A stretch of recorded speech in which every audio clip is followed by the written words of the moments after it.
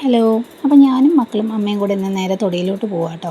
കുറച്ച് പയറില എടുക്കണം തോരനൊക്കെ ഉണ്ടാക്കാനായിട്ട്. ലാസ്റ്റ് ടൈം ഞാനൊരു വീഡിയോ ചെയ്തപ്പം എൻ്റെ ഒരു ചേച്ചിക്കുട്ടി പറഞ്ഞു പയറില തോരൻ്റെ റെസിപ്പി വേണമെന്ന്. ആക്ച്വലി ചേച്ചി നല്ല കുക്കാണ്. ചേച്ചി ചുമ്മാ എനിക്കൊരു കണ്ടൻറ് ഉണ്ടാക്കി തന്നതായിട്ട് എനിക്ക് തോന്നിയത്. അതുപോലെ എൻ്റെ ഒരു ഫ്രണ്ട് പറഞ്ഞു അവൾക്ക് ഇതിൻ്റെ തോരൻ ഭയങ്കര ഇഷ്ടമാണെന്ന്. അപ്പം നമ്മളും ഇപ്രാവശ്യം ഇത് കുക്ക് ചെയ്തിട്ടില്ല. എന്തായാലും ഈ വർഷം നമ്മൾ പയറിലൊന്നും വെച്ചിട്ടില്ല. അപ്പോൾ എന്തായാലും കുറച്ച് നല്ല ഇല നോക്കി എടുക്കാമെന്ന് വിചാരിച്ച് വന്നതാണ്. അപ്പം ഇങ്ങനെ നല്ല അന്തരീക്ഷമൊക്കെ ആയി കിടക്കുന്നുണ്ടെങ്കിലും ഒത്തിരി കൊതുകുണ്ട്. അപ്പോൾ പെട്ടെന്ന് തന്നെ നമ്മൾ നല്ല ഇളം ഇല നോക്കി വേണം എടുക്കാമെന്ന് അമ്മ പറഞ്ഞത്. അപ്പോൾ ഇളം ഇല നോക്കി എടുത്തിട്ട് പോകാമെന്ന് വിചാരിച്ചു. അമ്മ തന്നെയാണ് കേട്ടോ കൂടുതലും ഇലയൊക്കെ പൊട്ടിച്ചെടുത്തത്.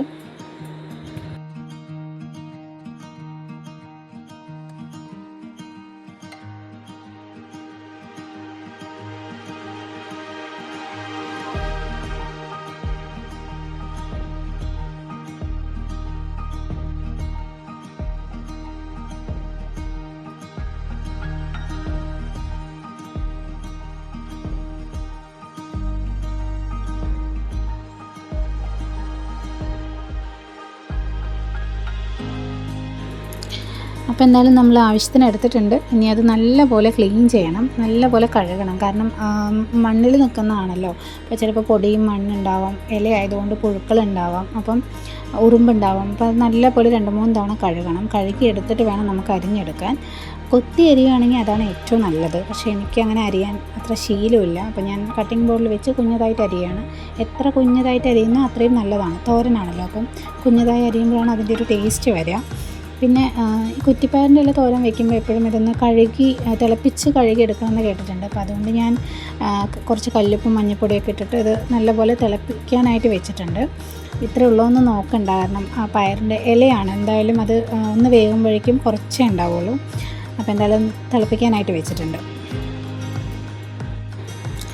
ഇങ്ങനെ തിളപ്പിച്ചെടുക്കുന്നത് നമുക്ക് ഇല എന്തെങ്കിലും കഴിക്കുമ്പോൾ വയറിന് അസ്വസ്ഥതയുള്ളവർക്ക് അത് ഒഴിവാക്കാനും, അതുപോലെ ഇതിലുള്ള ബാക്കി അണുക്കളൊക്കെ നശിച്ചു പോവും. അതുപോലെ നമ്മൾ കറി വെക്കുമ്പോൾ തോരൻ വെക്കുമ്പോൾ നല്ല സോഫ്റ്റായി കിട്ടും ഇല. അതിനൊക്കെ വേണ്ടിയാണ് നമ്മളിങ്ങനെ തിളപ്പിച്ചെടുക്കുന്നതെന്നാണ് എനിക്കറിയാവുന്നത്. അതുപോലെ ഞാൻ താളിപ്പിനായിട്ടാണ് കൊച്ചുള്ളി, പച്ചമുളക്, ചുവന്നമുളക്, കറിവേപ്പില റെഡിയാക്കിയിട്ടുണ്ട്.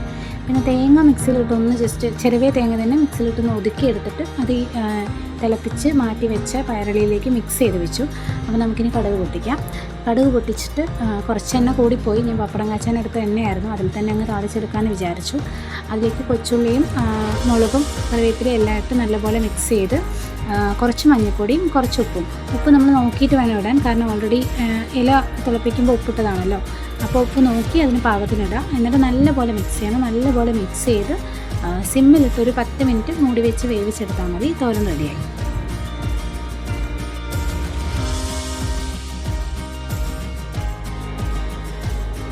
അപ്പോൾ തോരൻ എന്തായാലും റെഡിയായി.